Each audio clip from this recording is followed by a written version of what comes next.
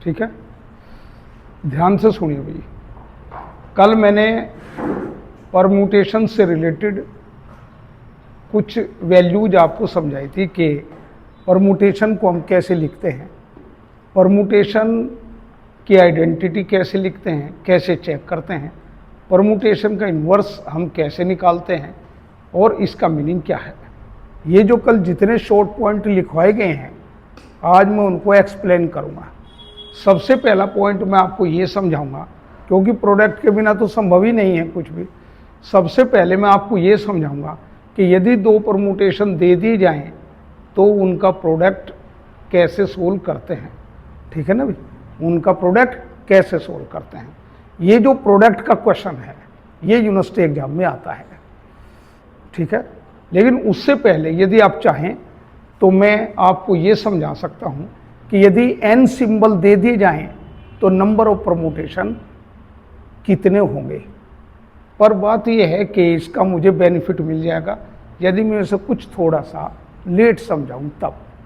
तो सबसे पहला जो पॉइंट मैं आज आपको समझाऊंगा वो ये है कि यदि मुझे दो परम्यूटेशन दे दिए जाएं तो हम उनका प्रोडक्ट कैसे निकालते हैं और वो प्रोडक्ट कम्यूटेटिव है या नहीं।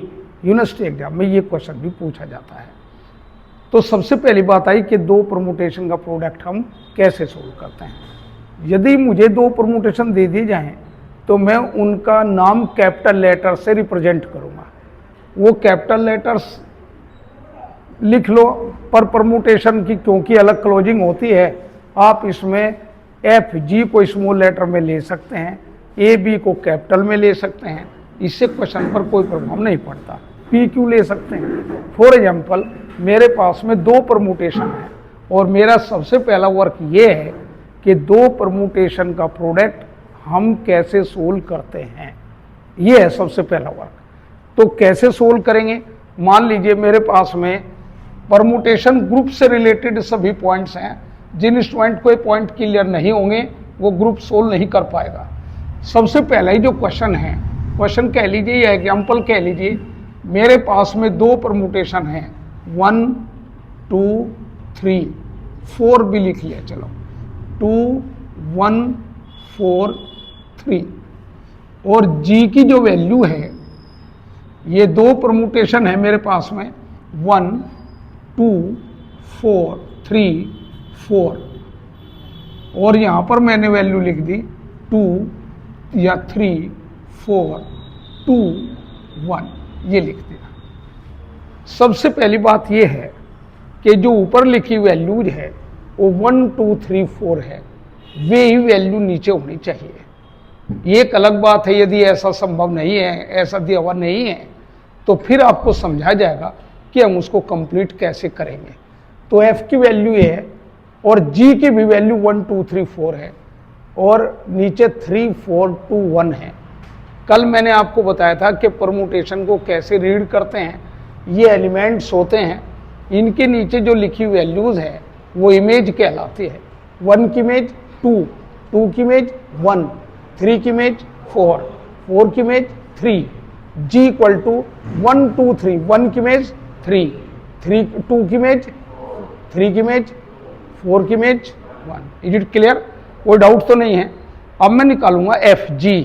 यही बात सुनने और समझने की है, FG कैसे निकाला जाए। ये क्वेश्चन यूनिवर्सिटी एग्जाम में अलग से पूछा जाता है। यदि आपको FG निकालना है तो सबसे पहले F की वैल्यू लिखो एलिमेंट्स के रूप में 1 2 3 4, दोनों वैल्यू यहीं लिख लो 2 1 4 3। ये वैल्यू क्या है G की 1 2 3 4 और ये वैल्यू क्या है 3 4 2 और 1। Is it clear? प्रोडक्ट कैसे करते हैं? प्रोडक्ट करने के भी मेरे पास में दो तरीके हैं। यदि आप नहीं समझ पाते हैं तो उस मेथड का बाद में इस्तेमाल करेंगे। सबसे पहले ये एलिमेंट लिखो 1 2 3 4 और देखिए कैसे रीड करेंगे, ध्यान से देखना है। ये तो मैंने लिखी थी हैं। 1 की इमेज, ये इमेज है, इसको वहां एलिमेंट के रूप में यूज करो। 1 की इमेज 2, 2 की इमेज 4, तो यहां आ गया 4। आगे चलो 2 की इमेज, ये 2 तो लिख ही रहा, 2 की इमेज, 1 की इमेज, 3 की इमेज, ये 3 लिख रहा, 3 की इमेज, 4 की इमेज, 4 की इमेज, 3 की इमेज। सही प्रैक्टिस होनी चाहिए। अब मेरा नंबर आया लिखने का G इंटू एफ का। G इंटू एफ में क्या करते हैं, 1 2 3 4, मैंने G के एलिमेंट पहले लिख लिए, फिर 3 4 2 1। एफ की वैल्यू क्या आ गई भाई, 1 2 3 4 2 1 4 3। ठीक है, पहले G का मान फिर F, फिर वही प्रोसीजर, 1 2 3 4, फिर 1 की इमेज, 3 की इमेज, 2 की इमेज, 4 की इमेज, 3 की इमेज, 2 की इमेज, 4 की इमेज, 1 की इमेज। अब हम ये देखेंगे कि ये बराबर है क्या। वैसे product of permutations easily commutative नहीं होता, पर कभी कभी हमारी ताल ये भी लग जा, मैं आपको पढ़ाऊंगा कभी, कि यदि 2 मैट्रिक्स दे दी जाए तो उनका प्रोडक्ट जनरली कम्यूटेटिव नहीं होता। लेकिन हमने ऐसा भी देखा है कि दोनों का product A B equal to B है, अर्थात कम्यूटेटिव भी है। पर ये बात यदि 1-2 जगह लग जाए तो इसका मतलब नहीं है ट्रूथ है। इन जनरल हम जनरली यूज करते हैं, अर्थात जो बात मैं कहता हूं कि कम्यूटेटिव है, फिर वो हर जगह कम्यूटेटिव होना चाहिए। लेकिन एक जगह कम्यूटेटिव आ गया, बाकी जगह कम्यूटेटिव नहीं आया, तो इसका मतलब है कम्यूटेटिव हो ये जरूरी नहीं है। तो क्या कह देंगे, in general the product of the permutation और the matrix is not commutative. How to check the permutation is equal और नॉट, यानी 2 परमुटेशन इक्वल है या नहीं। ध्यान से सुनेंगे, एफ जी होते ही क्या कह दूंगा मैं, we see that the product of 2 permutation is always a permutation. बोलना क्या है, we know the product of 2 permutation, बोलिए, is always a permutation. Is it clear. तो मैंने देखा कि एफ जी भी एक परमुटेशन है और जी एफ भी एक परमुटेशन है, ये मानते हैं, कोई दिक्कत तो नहीं है। अब बात यह आई कि ये दोनों एफ जी और जी एफ बराबर है या नहीं। हाउ टू चेक इट, कैसे चेक करते हैं इसको, इस आधार पर चेक करते हैं। जब आप फिजिक्स में इमेज देखते हैं, कितने स्टूडेंट्स ऐसे हैं जो फिजिक्स से प्रैक्टिकल करके आए हैं, how to find the focal length, focal length कैसे निकालते हैं, ये सीखा आपने 9th-10th के प्रैक्टिकल में।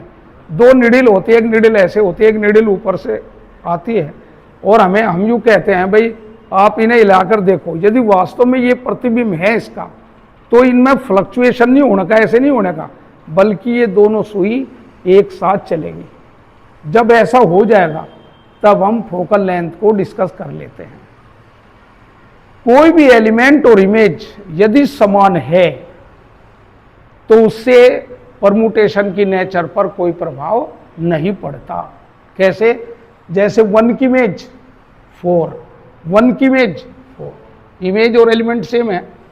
2 की इमेज 3, 3 की इमेज 1, अलग होगा भाई। 3 की इमेज और 3 की इमेज 1, 4 की इमेज, दोबारा चेक करते हैं, 1 की इमेज 1 की इमेज, 2 की इमेज 2 की इमेज, 3 की इमेज 3 की इमेज, और 4 की इमेज और 4 की इमेज। एलिमेंट और इमेज जो उसमें है वही इसमें है। इस लाइन का मतलब क्या हो गया, ये इक्वल है, और ये प्रोडक्ट जो मैंने अभी अभी करा है ये कम्यूटेटिव है।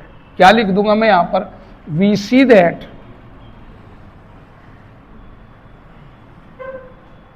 F G is equal to G F, university exam में कभी कभी इस बात को पूछता है कि ये दो परमुटेशन आपके पास में हैं, दिखाइए दिखाइए कि ये कम्यूटेटिव है या नहीं, या फिर फाइंड एफ जी या find F G and G F, दोनों प्रोडक्ट आपसे अलग अलग पूछ लेगा, क्योंकि ये प्रोडक्ट यदि किसी बच्चे ने नहीं सीखी है तो वो प्रोडक्ट नहीं कर पाएगा। अब मैं दूसरे तरीके का क्वेश्चन इसमें करता हूं कुछ शो करने के लिए। मैंने अभी एक लाइन बोली थी कि यदि एलिमेंट और इमेज सेम है, एलिमेंट और इमेज सेम है, तो भी इसकी नेचर पर कोई प्रभाव नहीं पड़ता। फॉर एग्जाम्पल मेरे पास में एक परमुटेशन है, बोलना आपकी बुक में है, एक्सरसाइज खोल लीजिए।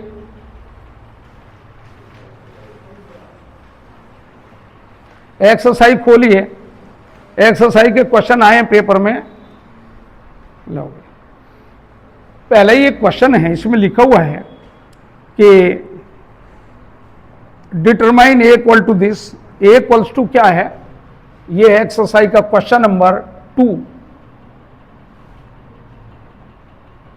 ए इक्वल्स टू क्या है भाई, 1 2 3, 1 2 3, और दूसरा क्या है 2 3 1, 2 3 1, और b की वैल्यू क्या है भाई, इसमें b की वैल्यू क्या है इसमें 1 2 3, 1 2 3, और ये वैल्यू क्या है 3 1 2। उसने कहा, इसके सामने लिखा हुआ है find A B and B A, find A B and B A. तो ए बी कैसे निकालेंगे, A B equals to 1 2 3 2 3 1, B की वैल्यू क्या है 1 2 3 3 1 2। जैसे मैं इसका प्रोडक्ट निकालूंगा तो ये वैल्यू क्या आ जाएगी 1 2 3 लिखकर 1 की इमेज, 2 की इमेज, 2 की इमेज, 3 की इमेज, 3 की इमेज, 1 की इमेज, बी ए, बी की वैल्यू क्या है 1 2 3 3 1 2, ए की वैल्यू क्या है भाई 1 2 3 2 3 1। इनका प्रोडक्ट क्या आ जाएगा 1 2 3, 1 की इमेज 3, 3 की इमेज 1, 2 की इमेज 1 की इमेज, 3 की इमेज, 3 की इमेज, भाई 1 की इमेज 3 और 3 की इमेज 1, 2 की इमेज 1 और 1 की इमेज 2, 3 की इमेज 2, 2 की इमेज, ये है इक्वेशन नंबर 2। ये मैंने find A B and B A निकाल दिया है। बहुत ही इंपॉर्टेंट पॉइंट है, यदि किसी क्वेश्चन में एलिमेंट और इमेज सेम है तो ये आइडेंटिटी परमुटेशन कहलाता है। On the other hand we can say if the image, if the element and their image have same value then it is called identity permutation. 1 की image 1, 2 की image 2, 3 की image 3, ठीक है। तो क्या कह सकते हैं हम, जो ए बी का प्रोडक्ट आया है, ए बी का प्रोडक्ट समझ लीजिए आप, ए बी का जो प्रोडक्ट आया है वो आइडेंटिटी परमुटेशन आया है। ए बी का प्रोडक्ट आइडेंटिटी आया है, कुछ समझ सकते हैं इससे आप। इस लाइन का मतलब क्या है, ए का इनवर्स बी है, जो ए है उसका मल्टीप्लिकेटिव इनवर्स क्या है बी। अरे जब ही तो ए और बी का प्रोडक्ट आई आ गया, ए का इनवर्स क्या है बी और बी का इनवर्स क्या है ए, म्यूचुअल इनवर्स होते हैं। और यदि एलिमेंट और इमेज सेम आ जाए तो ये आइडेंटिटी परमुटेशन कहलाता है, ठीक है। और अब मैं आपको इनवर्स ऑफ ए, इसी में ही हमारा क्वेश्चन नंबर 2 तो कंप्लीट हो गया। ये क्या आ गया, आंसर आ गया। We see that A B is equals to B A. लेकिन ये हर जगह संभव नहीं है। अब यहां पर देखो, मैं यदि आपको ये कह दूं फाइंड इनवर्स ऑफ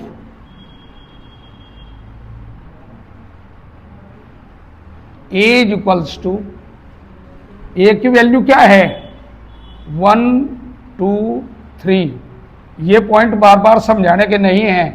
2 3 1, ए की वैल्यू ये आ गई, find the inverse of A आ गया, तो A inverse is equal to क्या हो जाएगा। कल बोला था मैंने एलिमेंट को इमेज और इमेज को एलिमेंट बना देते हैं, क्या आ गया 2 3 1 और नीचे 1 2 3। ये आंसर बिल्कुल सही है, लेकिन ये आंसर आपके आंसर शीट में मैच नहीं करेंगे कभी भी। रीजन क्या है कि ये एक सिस्टमेटिक ऑर्डर में वैल्यू लिखी नहीं है, पर है क्या 2 की इमेज 1, 3 की इमेज 2, 1 की इमेज 3। इसको मैं ऐसे भी लिख सकता हूं। मैंने आपको पहले बताया था मॉडल जबरे में जो हम कहते हैं उसको रिटिन फॉर्मेट में देना बहुत बड़ी बात है भाई। क्या लिखूंगा मैं इसको, अब अपनी तरफ से एक समझ बढ़ाऊंगा कि मैं ए इनवर्स को अच्छे ढंग से क्या लिख सकता हूं। मैंने 1 2 3 लिख दिया, 1 2 3, भाई एलिमेंट क्या है 2 3 1, मैंने अपनी तरफ से लिख लिया 1 2 3, ईसा देख कर नहीं लिखा, अपनी तरफ से लिखा 1 2 3 लिख दिया। यहां देखो 1 की इमेज क्या है, यहां 2 की इमेज क्या है, 3 की इमेज क्या है, या वैल्यू और या वैल्यू बिल्कुल सेम है। मैं इस 2 की इमेज 1 है यहां लिख दूं या 2 की इमेज यहां लिख दूं, इससे क्वेश्चन पर कोई प्रभाव नहीं पड़ता। फर्क कहां पड़ेगा, जहां ऊपर तो 2 की इमेज 1 लिख रहा मैं, नीचे 2 की इमेज में 3 लिख दूं, तब ये वैल्यू सेम नहीं होगी, इससे परमुटेशन की वैल्यू प्रभावित होगी। और यहां देखो ऊपर क्या लिख रहा 1 की इमेज 3, यहां क्या लिख रहा, ठीक है। तो इस लाइन का मतलब क्या हुआ, एलिमेंट और इमेज यदि साथ साथ चले जाएं, चलते रहें और मैं उन्हें कहीं भी लिख दूं ले जाकर, इससे परमुटेशन की नेचर पर कोई प्रभाव नहीं पड़ेगा। ये वैल्यू और ये वैल्यू बिल्कुल सेम है। तो I have told you how to find the inverse of the given permutation. Permutation का इनवर्स कैसे निकालते हैं, अर्थात यहां से मैं क्या लिख सकता हूं, वी सी दैट, या वैल्यू बिल्कुल सेम होगी, वी सी दैट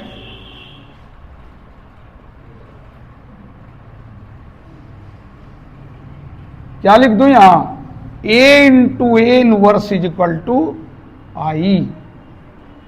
आई का मतलब क्या है, आइडेंटिटी परमुटेशन। यदि मैं चाहूं तो इसको क्या लिख सकता हूं, आइडेंटिटी परमुटेशन। और मैंने पहले बोला था कि इस क्वेश्चन में ए का इनवर्स बी है और बी का इनवर्स ए है। ए का ए क्या था मेरे पास में ये, और इसका इनवर्स क्या है निकल कर ये, और यदि आप लोग देखें ये बी का मान है, देख लो वहां 1 की इमेज 3, 2 की इमेज 1, 3 की इमेज 2।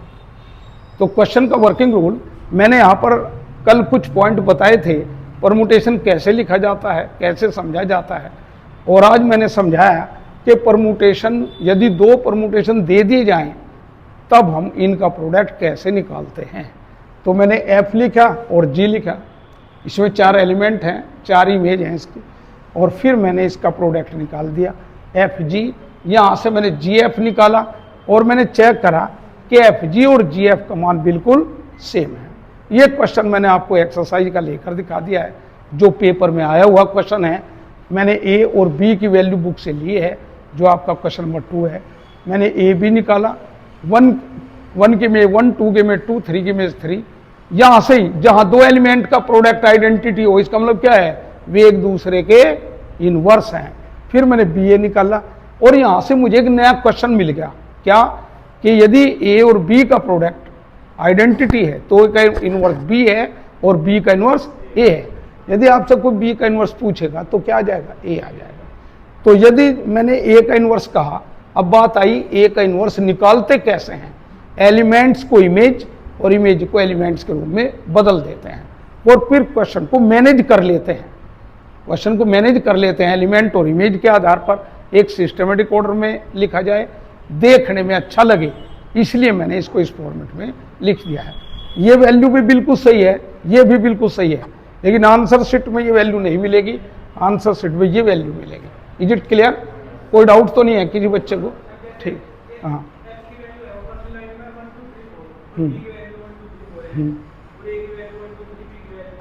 हम्म। मैं अभी समझा दूंगा ना, बस मुझे थोड़ा टाइम दीजिए, ठीक है? नोट करिए इसको, इसे ऑफ कर दो, इसमें चार्जिंग बहुत थोड़ी चल रही है।